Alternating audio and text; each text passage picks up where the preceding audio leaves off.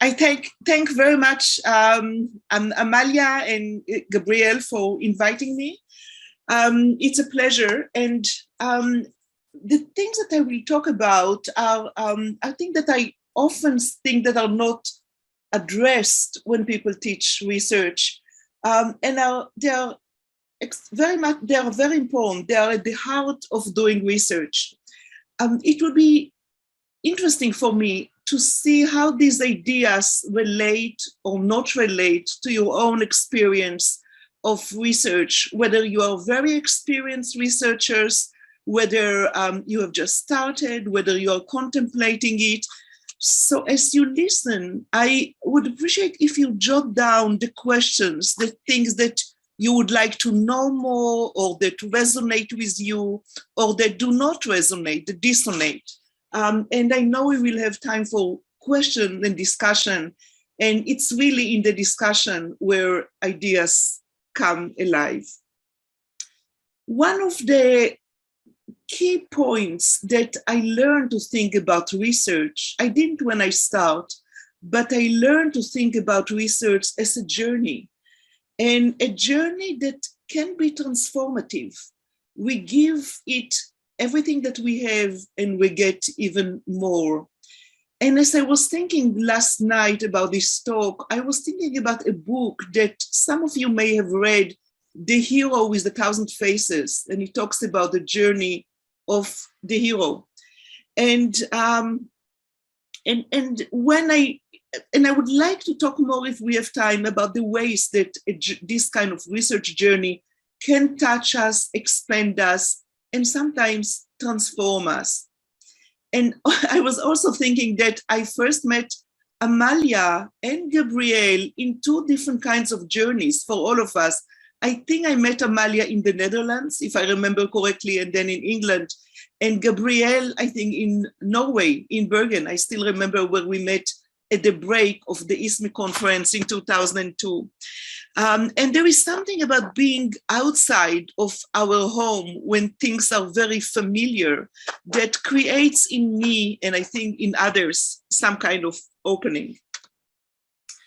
And in this picture, you see three images. And as we think about journeys, of course, different people, different research projects, different trajectories have their own path. And so you see some of them can be quite, the one on the left, quite marked, and then the one in the middle, it's a very wide and open ocean. And the third one can feel a little precarious. It's also important for me to remember that within one journey, there are different aspects. There are times that feel more pastoral, like the one in the left. And it's very possible to feel lost, sometimes totally lost, when we are at ocean and we are not sure, everything is so wide open. And then the feeling of precariousness. So they can be different aspects of the same journey, of the same researcher that are unfolding. And we will talk about it. The one thing that is important, and it's always a process to remember about qualitative journeys. I assume that it's true in many ways for historical, for quantitative. My experience is mostly in qualitative, and it's really important to remember that we want to attend to the outside world, to what it is that we are studying, classrooms, music making, any of the things that we are studying.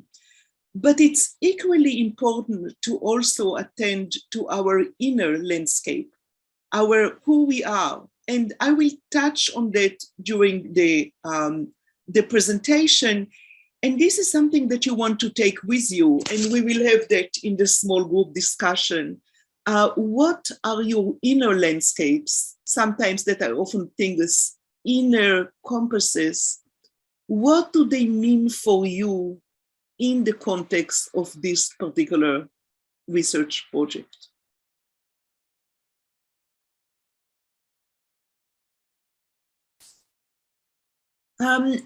One of the things that is important to remember for me in any research project is that there is an interplay. These are some of the issues that I'm talking about when we are doing research, some of the challenges. And one of the challenge is that there are so many things to remember to do, so many theories, so many methods. And I often think of them as trees. As we attend to these, they are important. It's important to remember the bigger picture, the forest. And again, it depends on what it is that will be most relevant to you. But I am happy to go in more detail in the presentation, but especially in the questions about what these mean in different stages of the project. And there are analytic and holistic tools for both data collection and analysis and other aspects of doing research. A major challenge that I see often, more often than I think I would like, as I sit on doctoral dissertations and sometimes read reports, is the loss of voice, the loss of ownership. It's possible, especially for doctoral students, but sometimes afterwards too, that people lose a sense of what it is that they are doing, why they're doing it for, And we'll talk about that. As musicians, our voice is everything, whether we sing or we play the piano or in any instrument. And as researcher, a voice is crucial. And so it's a reminder not to lose sight of it.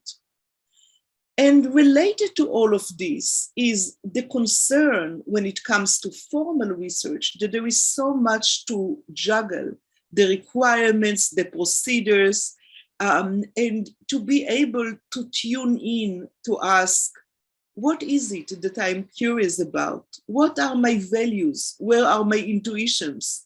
And intuitions are as important, sometimes more important, than any of the procedures that are listed in the many, many textbooks.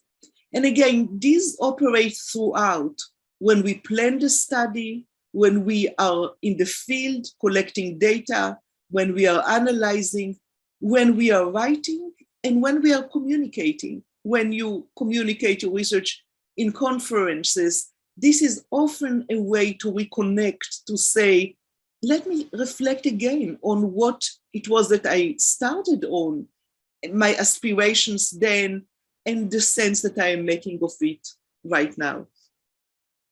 So these are some of the things, a table of content of sort that we will touch on in this talk.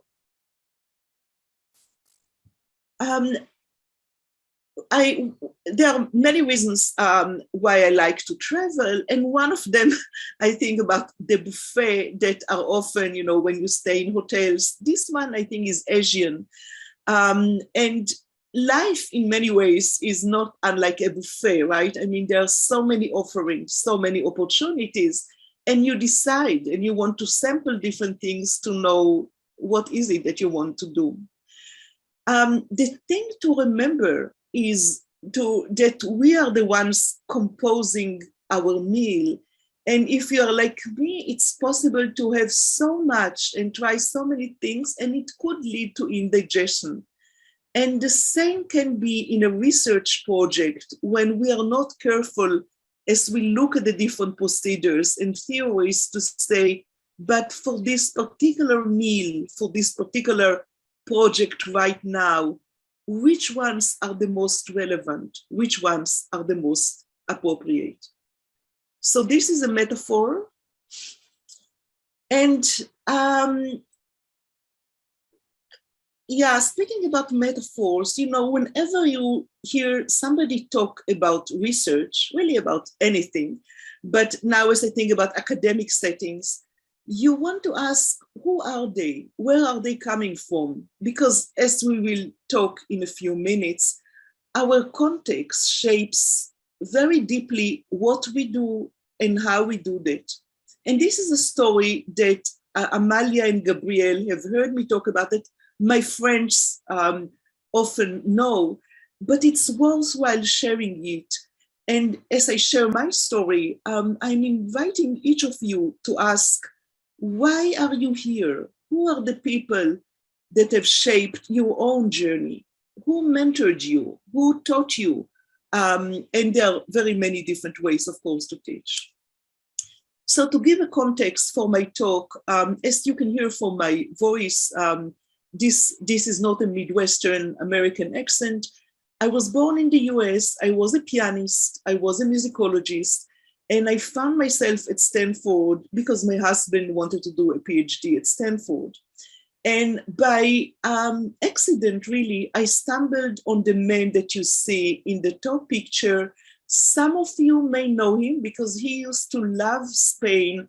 I believe that he got an honorary doctorate in Spain. It's Elliot Eisner, who came up with a key methodology as following research, art criticism. When I came to Stanford, I didn't know who he was because Elliot Eisner's work is in arts education and in curriculum.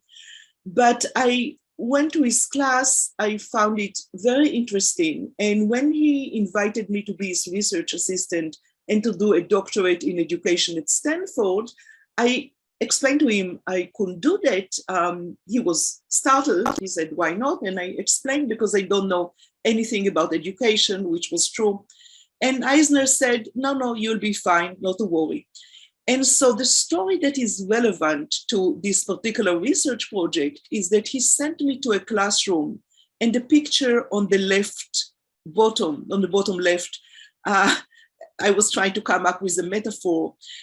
He sent me to a classroom and asked me to do qualitative research, a case study of it. When I was sitting in the classroom, I was pretty panicky. When I said to Eisner that I didn't know anything about education, I was not exaggerating. I didn't know what curriculum was. I didn't know what pedagogy was. And so I was sitting there for a long time, almost half an hour, paralyzed with not knowing what I could write about. And there were 4 other people, Stanford doctoral students, who were writing very energetically. And so I was sitting there, and then I thought, well, I am a musician. I'm a musicologist.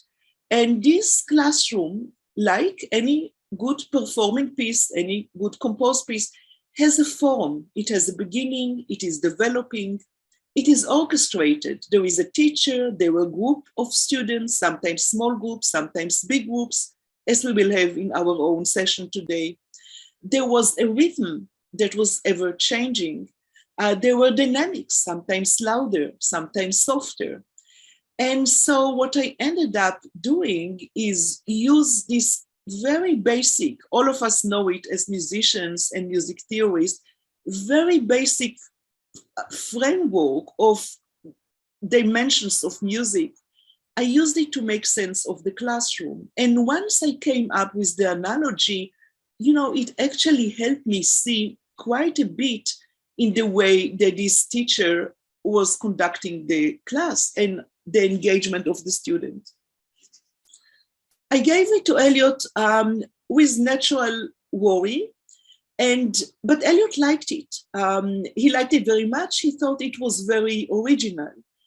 Of course, I was not original. I was ignorant. As I said, I didn't know what curriculum, what pedagogy, what any of the basic educational concepts were. And I was desperate. But the fact that he found it interesting and relevant was a very luxurious way to enter educational research. Because what I learned, what Elliot allowed me to learn, is that my ways of looking, even though they were not grounded in formal theories and in formal inquiry, helped us see more. And the works of the 4 other doctoral students, they produced excellent case studies, but there was something in the lenses that I adopted that were relevant, that allowed us to get a sense of the lived experience of a classroom. I want to say that one of the things that I realized really only a few years ago, and some of you have read, I understand from Amalia, the paper that is my autoethnographic reflections on my career, where I always also mentioned this meeting with Elliot Eisner. And so one of the things that is important to remember is that I was very lucky that it was Elliot who was my gatekeeper, because what I didn't know then, and I learned a few months later, as I said to you, Eliot's big theory was that educational research resembled in many ways art criticism, and that the lenses of art critiques were very relevant to creating research. But I was even more fortunate than that. Eliot knew a lot about visual art. He didn't know that much about music. That was not his expertise. So to have things that were very compatible with his own research, but still provided a difference, the quality of performance, the quality of a temporal form, not just a visual form, was relevant. And so I was able to provide, not knowing that I was doing that. One of the key lessons that I learned in this event of being initiated to research is what I will talk later.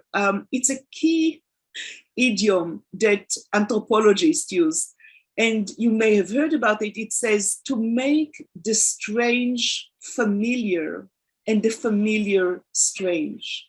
So if you look at this picture, you see, for me, a classroom, to be able to write a case study of a classroom was a very strange thing. I've never done that when I was a performer or when I was a musicologist. So I made that analysis of a classroom, the strange one, familiar. I tried to put it into lenses that I understood. And in that process, the very familiar lenses of form and rhythm and orchestration and counterpoint, melody and harmony and dynamics became strange in the sense that I could see their power to organize temporal reality. I could see that rhythm and form applied to much more than music, that orchestration happens in everything in life, including in this conference. It was really nice for me to hear the different talks by Amalia and Gabriel and people in Uruguay and people from Granada. And so, and how it's orchestrated, how people are weaving ideas into each other. So these lenses, fundamental again to music theory, are actually relevant to every day, including the composition of the conference that Amalia has now composed, Amalia and Gabriel. I could talk more, and I won't do that, but I did want to emphasize about my own context. I did want to emphasize that this is meant as an invitation for each of you to reflect on the people in your own life, in your own setting. I wanted to touch on another person that was important, Robert Stake. Now that I talk about it, he also received an honorary doctorate from Spain, I think Valladolid, maybe in the north. You see him in the bottom picture, and it's an awful picture. He actually looks so much better. Now he's almost 94. He still lives in town, very close to me. I came to Illinois in 1987 for 9 months, but it was such a privilege to work with Bob. And I have stayed there ever since, not working with him in a different department, but he's one of the central people in case study and also evaluation. He came up with the notion of responsive evaluation that really shaped the field in a very fundamental way. And so working with him, and he allowed me to be as playful, imaginative, creative, and musical as I wanted to be. And in part, this is why I've stayed in the field for so many years with a great sense of fulfillment. And so I showed before the image of the buffet, which I greatly enjoy, but has its dangers. And as I was thinking about an image, a metaphor for research project, the one I came up, I know that you will hear Guadalupe later today. Well, if you find yourself in Finland and you find yourself not in Helsinki, but in Vasa, there is a newly established, just a few weeks ago, coffee house and bakery that is just delicious in the seaside place of Vasa in Finland. And this is one of the images. Christophe is the chef, the founder of the coffee house, a lovely man from Belgium. His wife is an excellent researcher in music education, Cecilia Bio. And so when they sent me this picture of the cake that was featured in the coffee house, I thought, lovely metaphor for research. You know, they took so much expertise and so much caring and create so many materials and created this cake. And when it comes to educational research, particularly, I like to think of research in the words of my dear friend and colleague, Tom Barone, things of use, things of beauty. This was the title of a paper he wrote in 1983. And things of use, because as educators, just like the people that bake and the chefs and the cooks of this world, what we do is aim to be helpful. It's aimed to improve. We, unlike physics, unlike anthropology, education is an applied science. We all believe that some educational practices are better than others. And so we want our work to be used, to be relevant. But there is also a quest for beauty, I think. And that's when I think about aesthetic-based inquiry.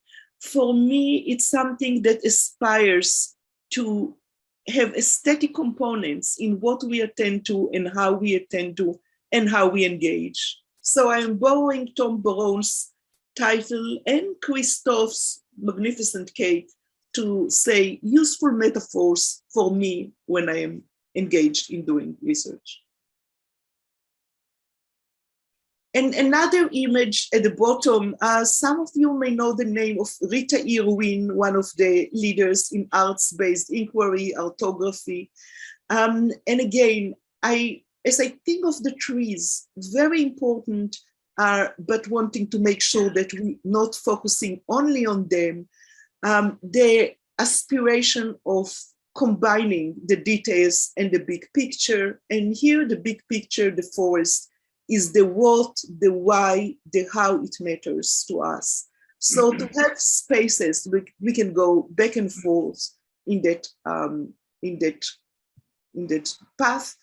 And as I said before, this interplay of trees and forest, and here the trees are blurred, not accidentally. Sometimes they do get blurred, and that can be a good thing for some time.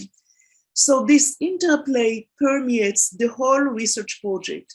It's in the planning, it's in the proposal, the data collection, the analysis, the writing, and presenting.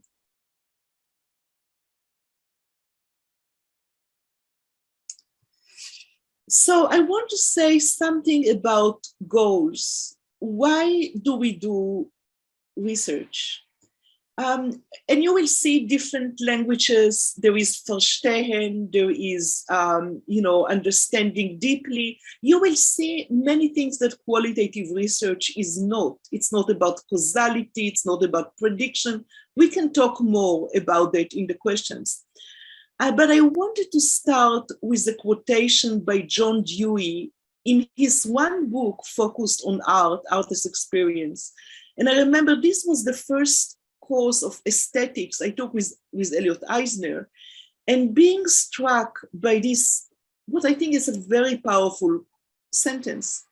Recognition is perception arrested before it has the chance to develop freely.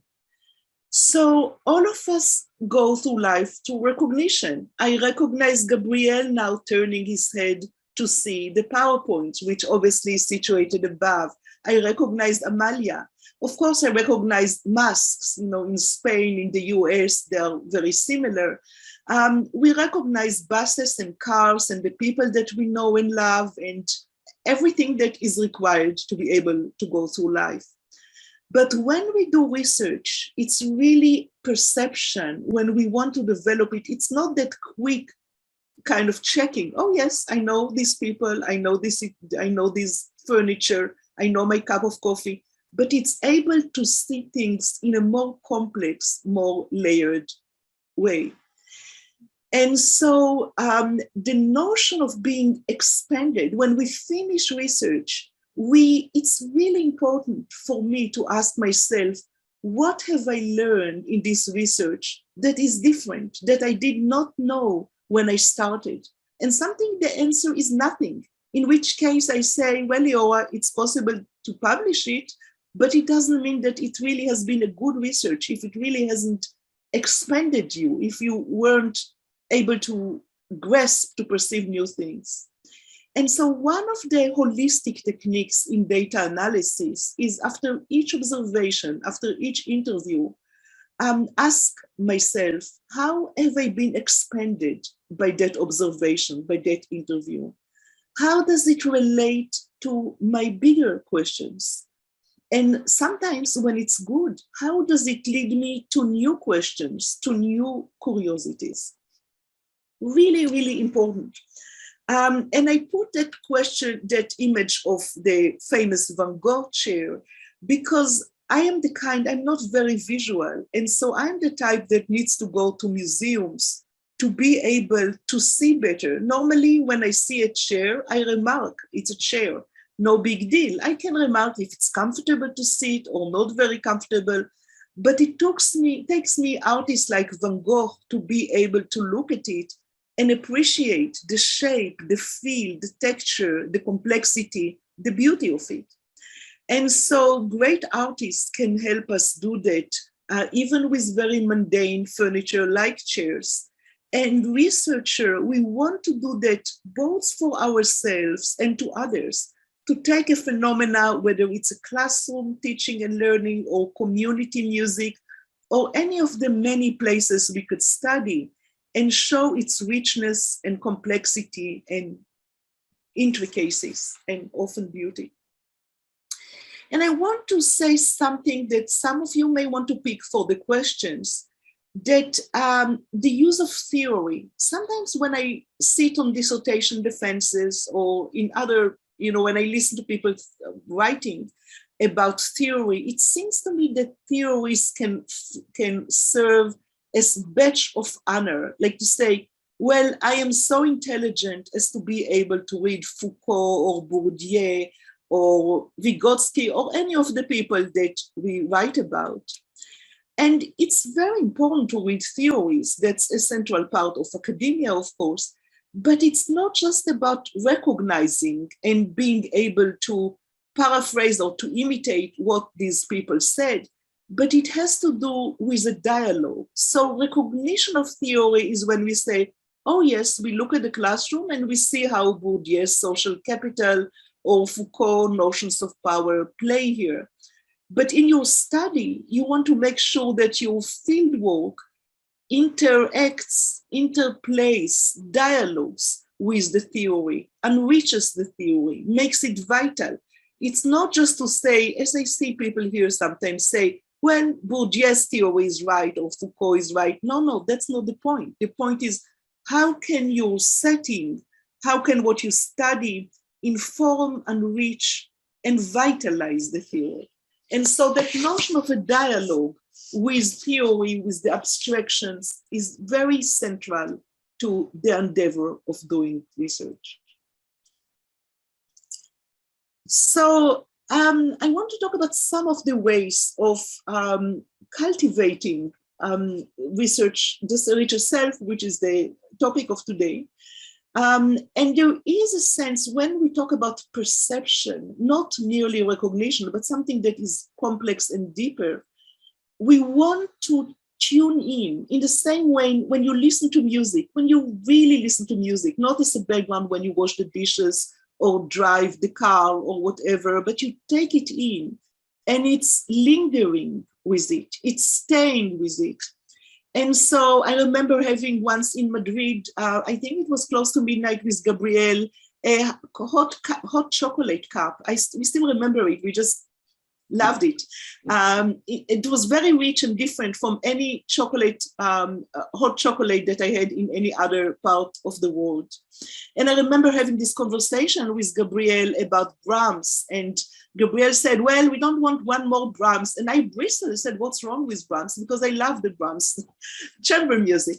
Well, whatever it is, and Gabriel, of course, had a very important point, that it's possible when you know a piece well, it's possible, doesn't have to be, to kind of look at it as automatic pilot. And so when we do observation, as we really listen or we play in chamber music and we really listen to the other player, there is a tuning in that is wholehearted, fully bodied, that we have, that we observe and perceive in ways that normally we wouldn't.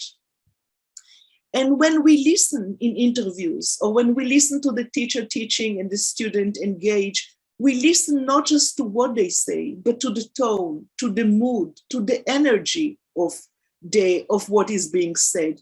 We listen to silence. There is plenty to take in when there is silence. Silence can mean so many different things, right?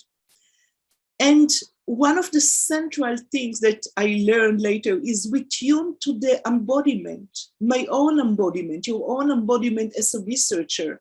How, like, sometimes I can be clenched and rigid when I think that I'm just fine, and my body language says I'm critical, something is happening. Tune to the other people's body language. How are they holding themselves? What does their body signify? Again, there is so much literature by others, a little by mine, to alert us, to provide some lenses, because often we don't learn how to be aware of embodiment, but it can be a useful part of research. And I'm repeating what I did in the other slide, the notion of a dialogue with the theory, the notion of going back and forth between your favorite, or particularly the framing that you are using theoretically and the conceptual framework, and the data that you collected and your own interpretation. How do they work together? Are there any dissonances? Are there times that they do not work together? And dissonance, again, for those who know some of my writing, dissonance is really important for me, because like many people, I don't like dissonance. But in research, dissonance can provide such powerful lessons. I can give particular examples if that comes in the questions, or if people want to talk about dissonance more. So in research, don't shy away from dissonance as something to teach us, a teacher for us. And as we are doing this, there is a quest, there is a focus on personal and communal expression. So the notion of what am I learning that I didn't know? And communally, is there anything in what I learned that actually can expand not just me, but the community of music educators, music teachers, researchers of music education? And they are often interrelated.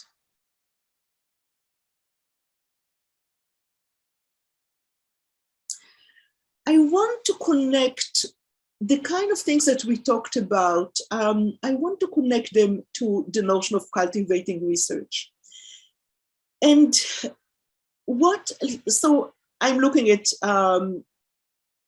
this very first assumption. You know, it's something that I teach in my very first session when I teach the doctoral seminar of research methodology, of qualitative research methodology. Social reality is multiple.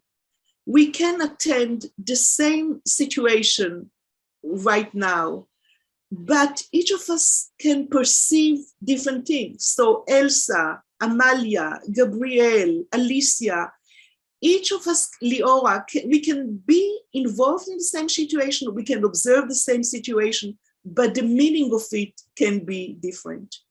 And the reason why I emphasize it is that it's something that has been part of my intellectual framework for many years, since I took Eisner's first class in research methodology. But it's not limited for research.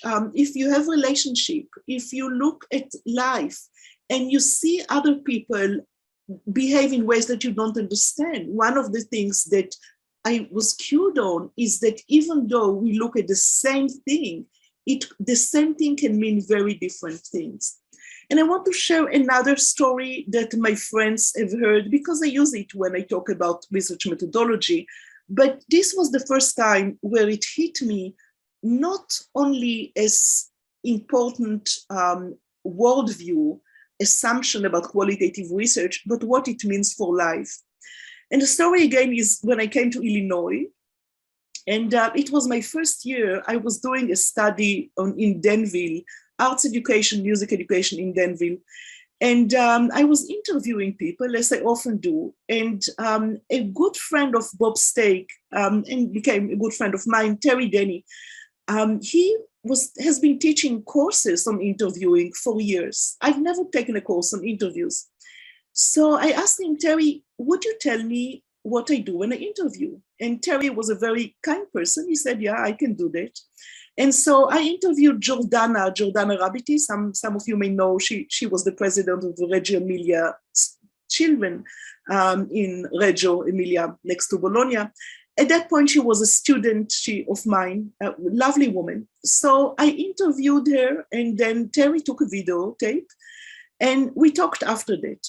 And the first thing that Terry said to me, which was really interesting to me, he said, your eye contact is too strong. He said, you look at her in the eye, you have a sustained gaze, and it could look confrontational, it could look aggressive. I was really surprised. And because in Israel, when I was born and unculturated, when you looked in the eyes in the way that I have been used to, particularly when I wanted to establish a connection, because this eye contact meant I'm looking at you, I care about you, I'm listening to you. And so to learn that the very same eye contact meant aggressive and confrontational was a surprise for me. And I remember talking to Bob Stake after that and asking him, Bob, so where do people in the US look when they look at each other? And Bob thought a little, he never actually put it into language, you could see. And then he said, well, somewhere between the nose and the chin. And I remember many years later, I was flying with American Airlines, and they have many images of stewardess, and they are in very different shapes and colors, and some white or pink, and some black, and some Asians. But there is one thing that they share: men and women, different shapes, different heights. All of them have white teeth, big, beautiful, well-kept white teeth. And I remember in the airplane when I was looking at those stewardess that I thought, how interesting. Well, if Bob was right and what people are looking at is between the nose and the chin, of course, they should pay great attention to the teeth, because it's like, when I grew up, it was the eyes that were reflecting your soul, but now it could be the teeth. So it's kind of funny, but going back to the conversation with Terry, it was something that was so subtle before language that my eye contact already signified something different than what I meant to convey. And the second thing that Terry said to me following that is, he said, when Jordana was telling me things, I would ask her why. And he said, again, same principle. He said, it's too direct. It sounds confrontational.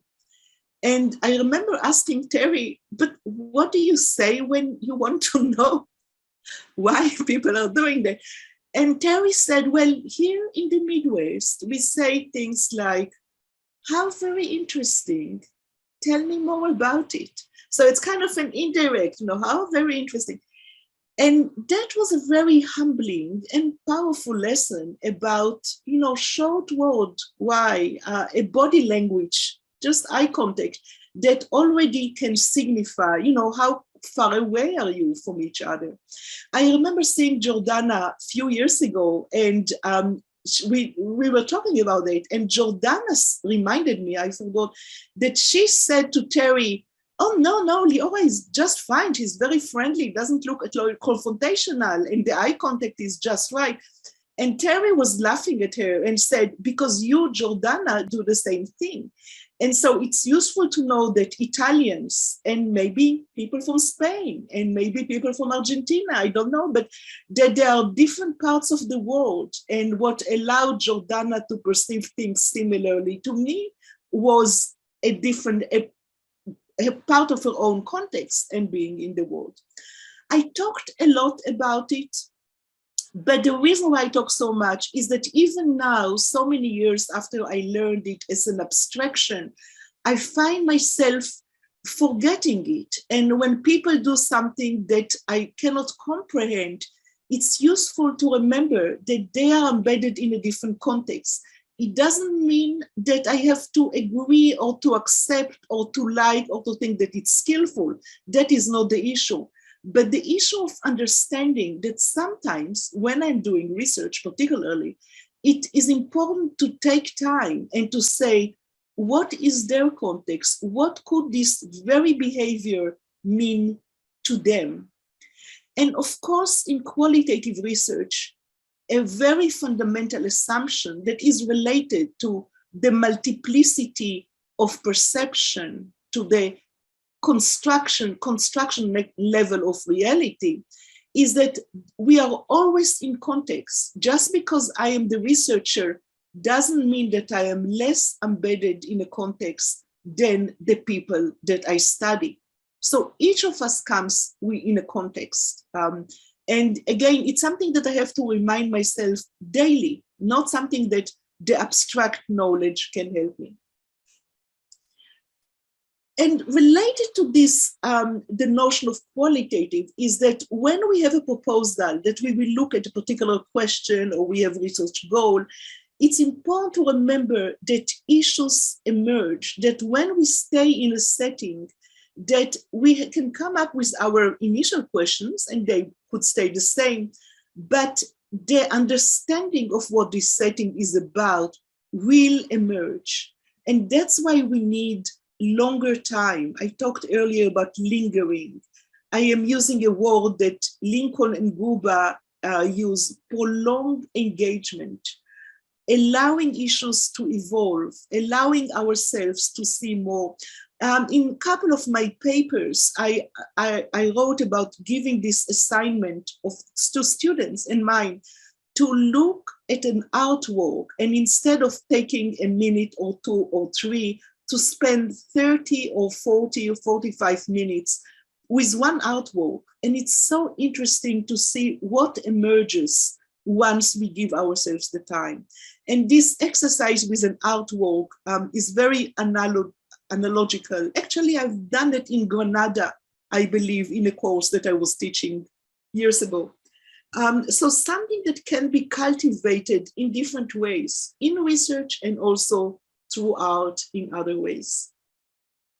And again, the goal, the intention is to lead to processes, not just the products, but lived experience, what it means to be a student, what it means to each and every one of you to listen right now as you do, late afternoon for most of you, except maybe in Uruguay and here in the United States, and to listen in a language that most of you don't hear talks in English that often or all day.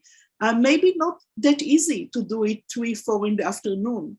And so the notion of lived experience of the process of learning and teaching is very important. And, you will see in most qualitative research handbooks to say the researcher is the key instrument. That is, of course, true, related to everything that we talk about. And that means to honor yourself, your values, your positioning, your lenses, your intentions. And that is something that has to be reminded sometimes, especially if people are students or feel that they are obligated, the funding agencies or whatever, to produce in ways that are correct. There is nothing wrong about doing things correctly, but here it has to be meaningfully honoring what your curiosities and values are. And hopefully we can talk about some of those later. I want to elaborate on the point that I make about making the strange familiar. We don't really have time to go into the history of qualitative research, but this particular man that you see in the middle, Bronislaw Malinowski, has been foundational to the profession. He was an anthropologist. He sailed and student in England, and he sailed in 1914 to Papua New Guinea to do a research study.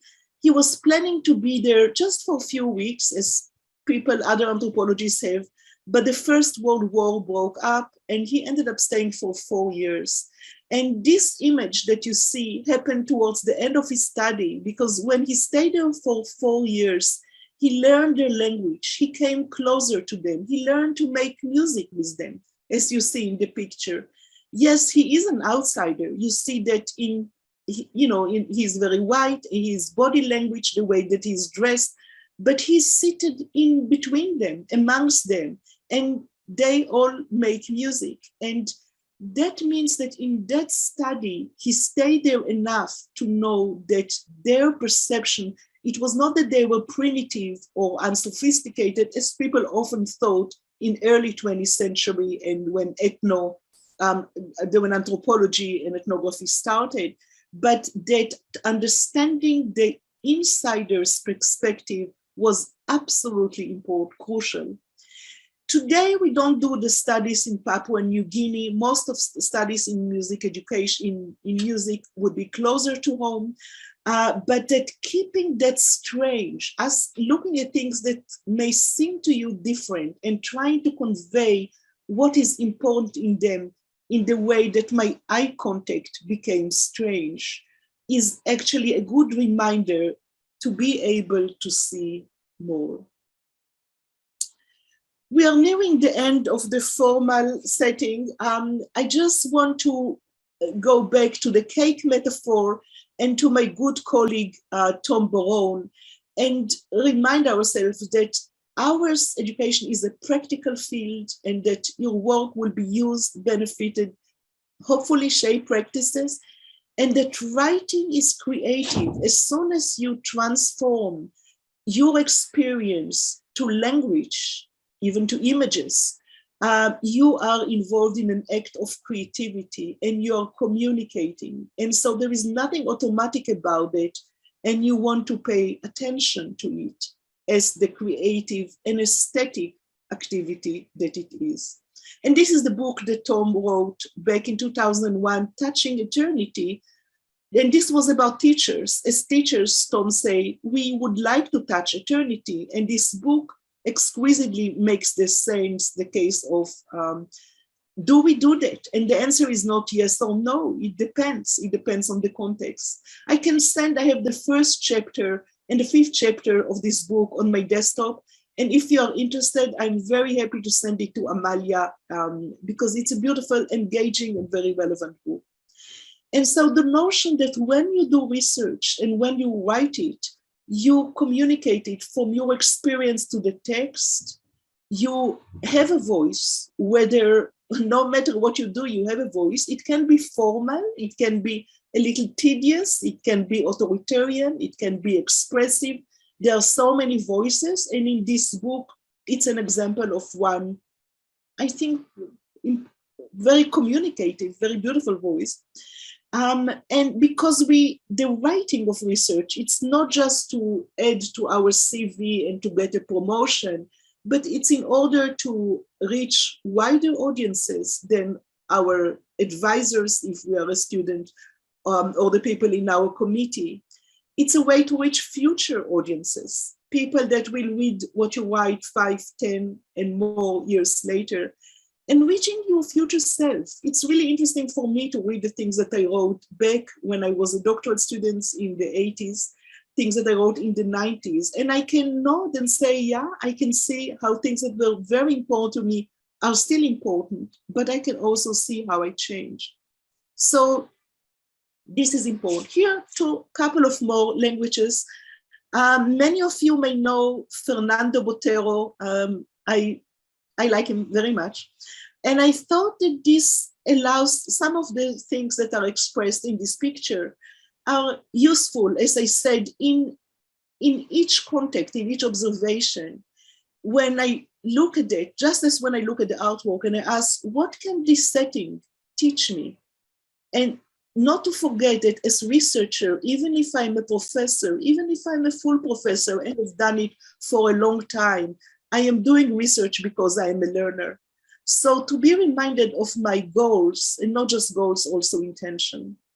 And just as I do with this artwork, to linger with it, to give it time, to give it attention, to be willing to be surprised.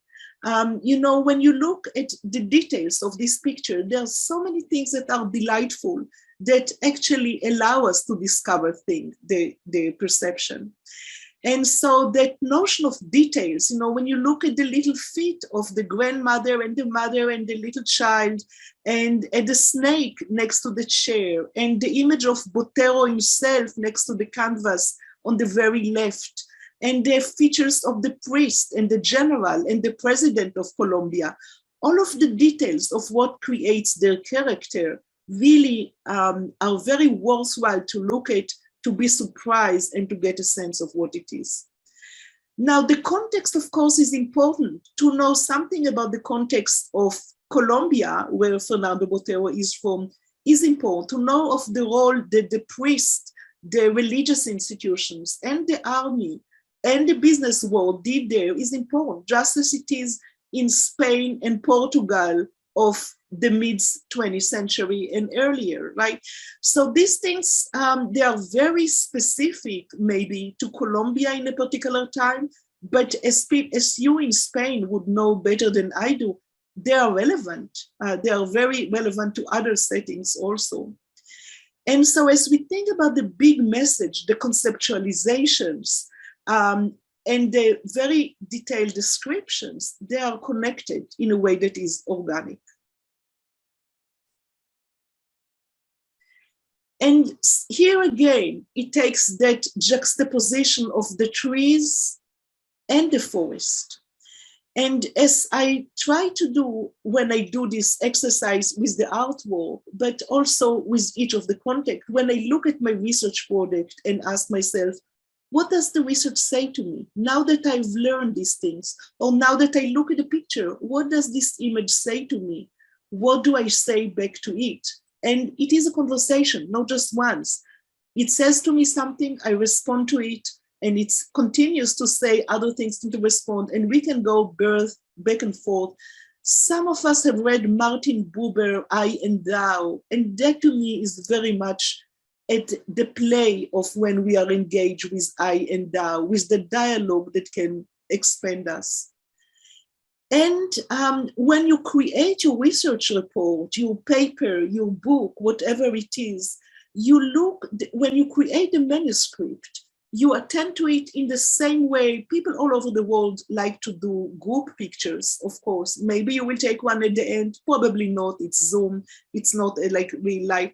But as we arrange a group picture, whether it's family or students group or whatever, how do we compose that? Where do we put the people that we do? You know, why is the daughter in the front? Why is the artist very present, Botero, but at the very back next to the canvas? How do we compose this image? And the same way is the composing of the research report. Yes, there is more space, more flexibility in a book and in a dissertation than in a formal research report, but even in a journal paper, there is play to compose, to create, to play, and to communicate. And so this is the last slide before the small break. But here are some questions that you can bring to the small groups. And maybe these are questions that accompany me on my research journey. And this is to say, who am I as a researcher? Some things stay similar. Many things have changed when I look at when I started to do that 40 years ago, almost 40 years ago when I started qualitative, and 42 when I did my musicology thesis. Who am I as a researcher? And my research project changed me and take me to the next step. What are the skills and knowledge and values that you bring to this path? And very important, as I shared with you, what are the things that I don't know? What are the, you know, when Elliot Eisner sent me to this research project, and I had to acknowledge I know nothing about curriculum or pedagogy or case study or qualitative. And so it's useful to acknowledge, and sometimes I don't know what I don't know until I'm in a situation. What are the values that are really important to me and relevant to the research? Listen to the layered intention. Yeah, for students, we want to get the degree, and there is a sense of promotion and a good thing to write, but what are the deeper intentions? Why are we doing this? And what are my communities? Who are the people that I want to address? And sometimes they can be nested communities. And these are useful to remember. So this is the end of the formal research, and we can go. And Amalia, I will give you, since you have that for the small group, maybe you can just put it out there so I can finish the share screen. Is that okay? I will stop now and let you conduct me, orchestrate me, compose me, whether you want to have questions now or the small group first. Yes, I think, Liora, thank you so much. So interesting presentation. Thank you. I think let's start with the small groups of discussion before. And I'm stopping my sharing. Is that okay? Would you be able to use the one that you have for the small group, or would you like me to keep this? I think it's better to keep the. Okay. Yeah. Very good. So so right now I'm putting it to the side. I would love to see the pictures. So is it okay? I would just stop share for now because I would so enjoy seeing the people's. Yeah, I see that we have 29 people. That includes me. So. Well, we have a group of people on the panel. Vamos a hacer grupos pequeños en torno a 5 o 6 personas en los que podéis discutir un poco estas cuestiones que estamos hablando con Liora, y lo que decimos que nombréis a una persona representante del grupo para que podáis darnos ahora un feedback, podáis preguntarle las cuestiones que estáis contrastando, porque lo bonito un poco de estos journeys, de estos viajes de cada uno es que seguramente sean diferentes, por suerte serán idiosincrásicos y el contraste nos ayuda a repensar nuestro propio viaje. I am José Luis from Cádiz, Spain. I'm very, very happy to be here and to be with so many interesting people, and especially with my dear Liora Bresler, that I appreciate very, very much. And so I'm very happy for that. In our groups, a very little group of 3 people, we were talking about that how important is to field thinking in the research. It's not only to attach to the knowledge, it's like to feel what is going on there. And so it's about to be present in this field and with these people and learning about their relationships and culture. As she said about, you know, confrontational with this person not talking about the different that her culture in Israel. And so it's very much about learning and feel what is the dissonance in this field, in this area, in this research. And so for our group was very, very interesting, the talk and all the words inspirational from Liora, as always.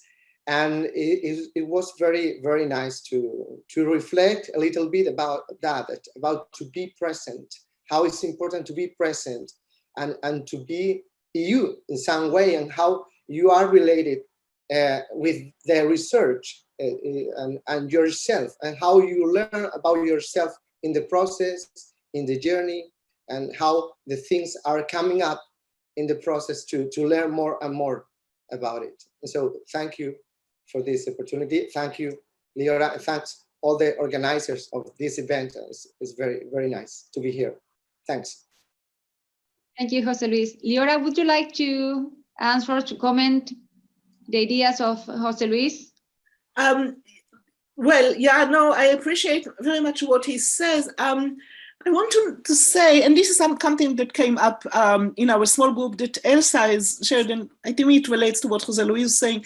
So, you know, when I encounter a dissonance, even when Terry was telling me that I come across as being aggressive, I didn't like it. It was really not my intent. And so my initial response to dissonance is not, oh, let me embrace it and I just love it. It's like, oh, really? But then the notion of lingering, of prolonged engagement, of saying, but what can it teach me, that becomes layered and feeling that I can expand. And one of the things that came that is related to what Elsa was saying is that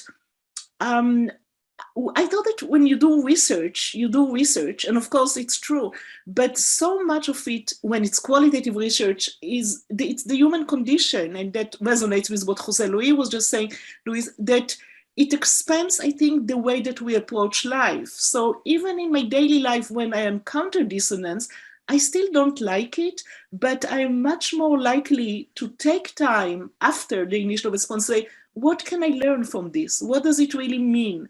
What is happening in the other person's context? And so it actually serves us very well, and I wrote it in one of the slides, not just research, but for life as it is, in our relationship, with our friends, with our children, with our partners. And I find it useful because normally I would not do that. You know, it really takes that lingering and that commitment, because you're writing the research report, to experience it and to internalize it and to integrate it. And I also want to say that it's not something that you learn once and all. Like, you know, Jose Luis has a PhD, Amalia, so, I have a PhD. I can look and say, oh yes, I have a PhD. I got it once and for all. We have it once we have it. These kind of things, relationship with dissonance, relationship with ourselves, is something that needs for me to be cultivated every day. So you don't pin it is in the way that a PhD or a marriage certificate or whatever is, but it's worth it. It's worth it. So I'm really grateful. You know, when one thing that I didn't say, but those who know me may know about it. When I decided to do a PhD, I decided to do it because the alternative was to be a housewife with my husband and to be clinically depressed. I didn't want to be clinically depressed. I left the job of my life in Israel. So I thought, you know, I like Eisner, I like the education. They're talking about things that I find interesting. I felt alive.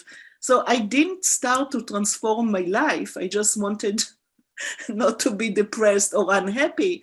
And they ended up being very fulfilled because it keeps you alive. So yeah, so thank you, Jose Luis, for you sharing. Thank you so much, Liora. I wonder, many people that is studying PhD and is with depression, but I don't know if it's the same idea. Probably someone else would like to comment. Any, Maria Isabel? I have two questions to Liora. First, it was a pleasure to listen to your talk and your ideas, your fresh ideas about just how to be alive in doing a PhD and research, not just as something that is interesting in itself, not by something that you have to do as an academic work. But I have two questions, two different questions. One is related about the experience to be present, as Jose Luis has said, because you have said that you have to be to turn into embodiment yours and others.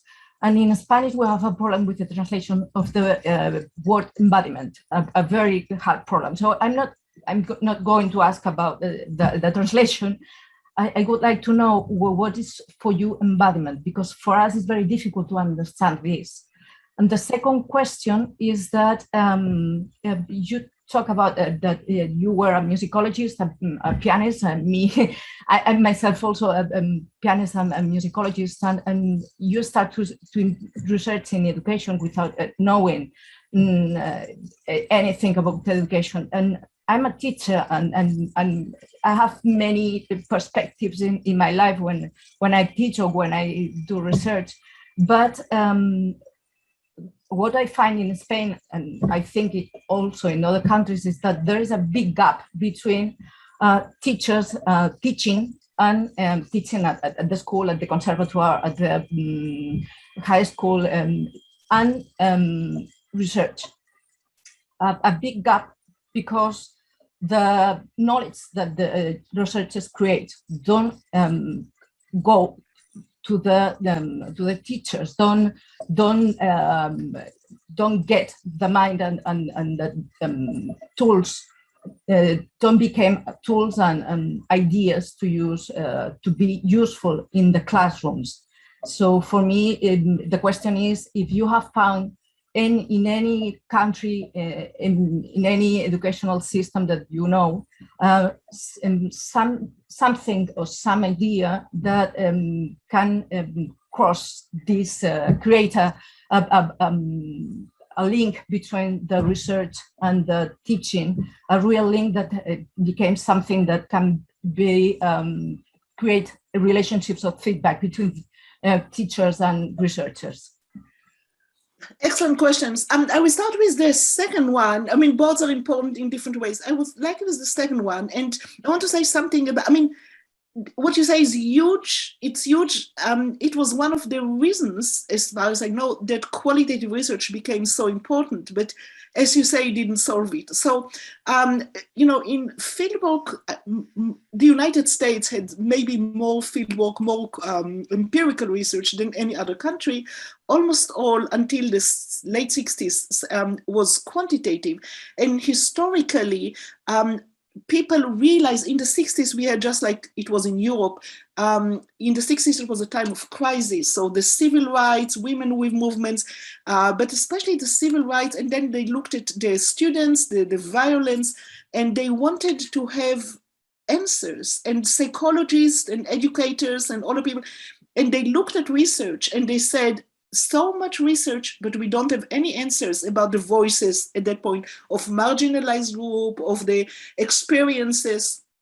And one of the things that happened, we can take, this is just kind of an appetizer, but the most important person in the United States, in North America, maybe in the world, Joseph Schwab, came to the research conference, and very much like what you're saying, he said in a very big formal talk, he said, our field curriculum is dead, moribund, dead, because there is such a gap between practitioners and researchers, and it's totally not bridged. Researchers do what they do to get research money, to get promotion, whatever. They use the language and theories that are totally irrelevant to what they do.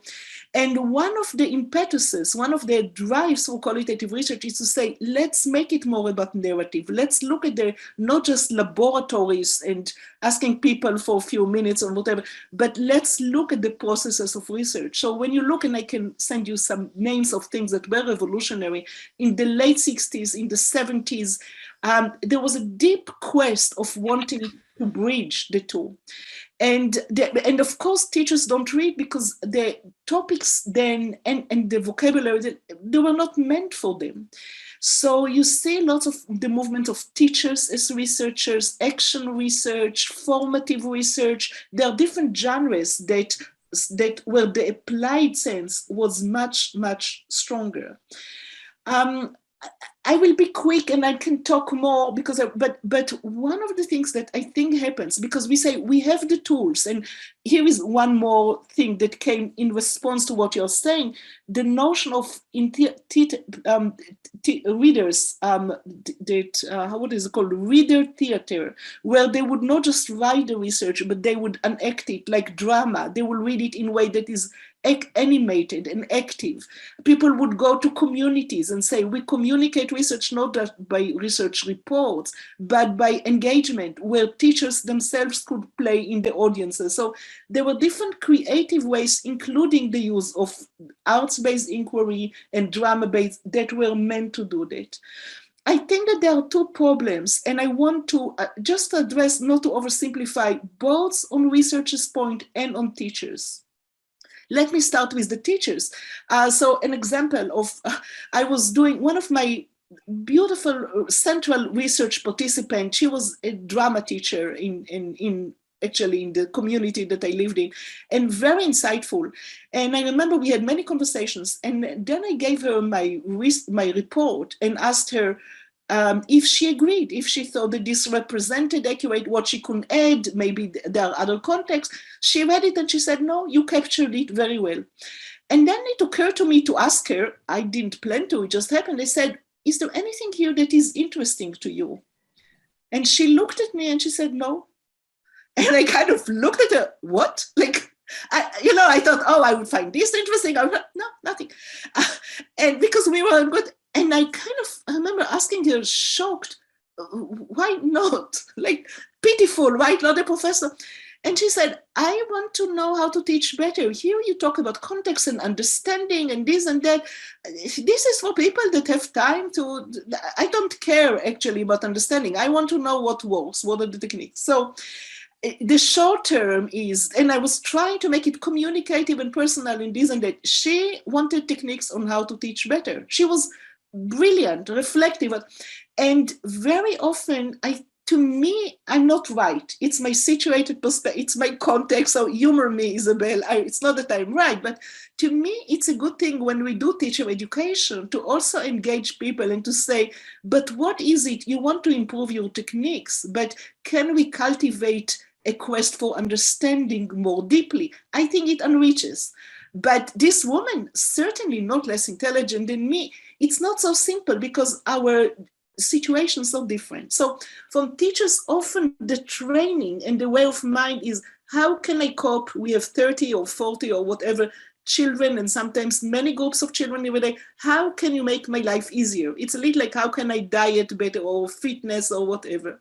For researcher, it is about understanding is motivating, yes, change and improvement, but that kind of deepest understanding. On the side of researchers, I think that the issue is that sometimes it is like wearing a medal and saying, I am so, like when I'm promoted, I get a PhD or I can be promoted to associate or full professor or whatever. I have persevered. All these Foucault and Bourdieu, whatever it is that we are reading, it's not easy. So sometimes people do use vocabulary, as I said, like medals, like badge of honor. I'm so strong and perseverant and brilliant. And sometimes the point is not to be clear, even when the point is narrative. And I see people use, sometimes, it doesn't have to be, but theories, sometimes in order not to clarify and to engage, but almost as a shield, that if they're not very comprehensible, they won't be attacked. To me, it's about a culture. I can talk more, and I can talk more about ways that I've coped with it consciously and unconsciously, but that I found useful. Actually, I will say something that may be relevant. So a very good friend of mine, Gabrielle and Amalia, you may know Eve Harwood, brilliant researcher. And she's also a good friend. She has told me many times that I have this technique that I didn't realize I'm doing, but then I thought it wasn't a technique. So she would see me in conferences and people, in her words, would ask nasty questions to fight.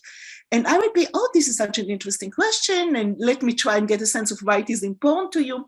So, and what she said in the times that she says that it took the nastiness because she thought it was a technique to protect myself that looked very charming, but it wasn't a technique. When somebody asked me a question, I thought, well, there is something that they don't understand and they want to understand. Let me get a sense of what it is. So I think in a way, I know that many of my colleagues here are enculturated that when you give a presentation, you have to protect yourself because people will be after you, they will want to quote him.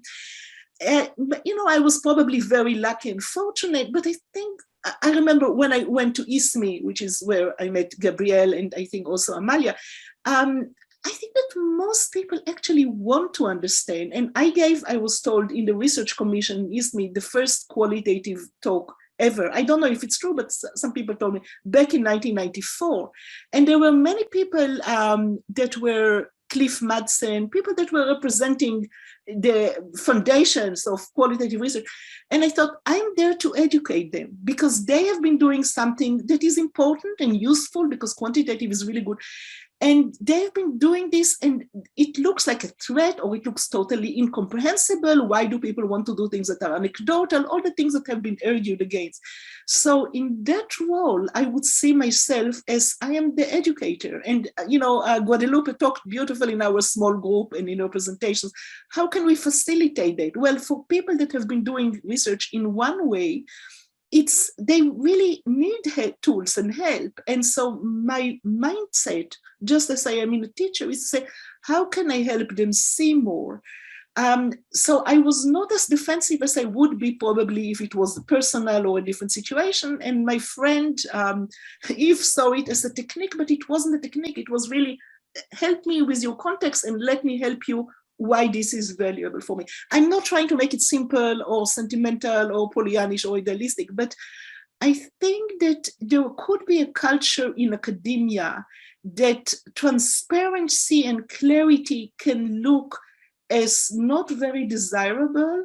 And I personally have not seen when it serves us well. And so these are some things to question. And when I write, when I use theory, or when I talk, it's useful for me to say, do I use theory in a way to establish connection, to say, well, you care about a Bourdieu, I do too, maybe, and let's look at how it can be used.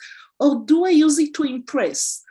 As students, it's not a bad idea to impress, in the sense that your gatekeepers want to see that you have done your own homework. So I'm not against impressing, but it depends on who are we communicating? Why are we communicating? What is our deepest intention? So from my perspective, it's both the responsibility of researcher and it's the responsibility of teachers and teacher educators to present research as something that could be relevant. And I shared with you the Tom Baron, there are several other books that I would have loved, like Peshkin, who talked about situation, that to me, one of their gifts, the depth is very important, the insights are important, but also the communication. Many of my students say, but it reads like a novel.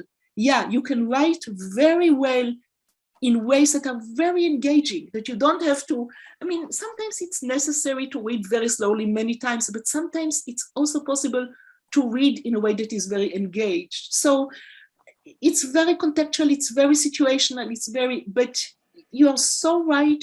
And I think we need to be reminded that in 2021, 50, 60, 70 years after this conversation that you touch on have been addressed, are still there because there is something in academia, and sometimes it's useful and often it isn't. So I'm not saying away with it or trash it, but to look in this situation, who is my audience? What is needed here? And what does it mean to communicate? Because when you give a talk in a very formal research conference, communication could be different than when you give a talk to teachers. It's not that one group is more intelligent, but they are used to different vocabulary. They are used to different kind of questions. They are used to different. So you raise hugely important issue. I'm so grateful to you. And to me personally, it's the one thing that we need to work on, because research, there is this koan thing, if a tree falls in a forest and nobody listens to it, whatever. If we do research and the people that are in charge of education, not just the people for the review and promotion at the university, if they don't read it, is it useful? Why do we actually do the research? What does it actually mean? So I totally applaud you. With the embodiment, thank you for asking. Let me just say quickly, and we can talk more. It's a maybe fancy word, example of what I was talking, for something that is simple. So embody, the first thing is, where are you situated? Because if you are in a classroom, and as a researcher, I'm on the front row versus the back versus the side, it's different. If I am looking at a setting and I'm lying on my back, Hay un micrófono. Paz, hay un micrófono activado. Gracias. Yeah, so embodied on the front level would be like, I'm sitting on a very soft, but in a very different kind of chair, and it's very different than when I talk and walk or sit on a regular chair. It's a little too kind of soft. So even these things can affect a mindset. But of course, the important thing is again, a specific example, when I went to an arts class and I thought, oh, I'm going there, I'm so open, I'm so interested. And then I noted that my fists were clenched. So embodiment is how is my body responded? And I realized that I was not so open and nice and warm, that there was something that caused the reaction. So my mind is often way behind my body. My body often responds in ways that are more immediate and more informative. Here, the issue is to cultivate discernment and to be as honest as I can with myself. One of my doctoral students, Kimber, wrote just an exquisite dissertation, and I can send it to you if you send me an email, to Amalia, beautiful, about, she did embodied research case study that is embodied in, and she has so many excellent lenses, and her background, she had an MFA in dance. There are people that have done pioneering and important work on the senses in anthropology, in education. I'm very happy to send information. And all of these people are very grounded. They don't just talk about theories in a way that is disembodied, but they are real and they relate it to our sense of smell and sight and hearing.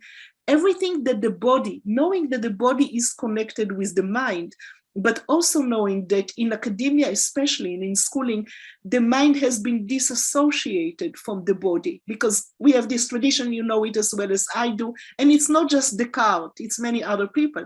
So the point is to establish a connection that is there. We don't have to build a bridge, but we have to dust it, to clean it from the dust, and to say these connections are very important, and the body can help so many insights to what it is.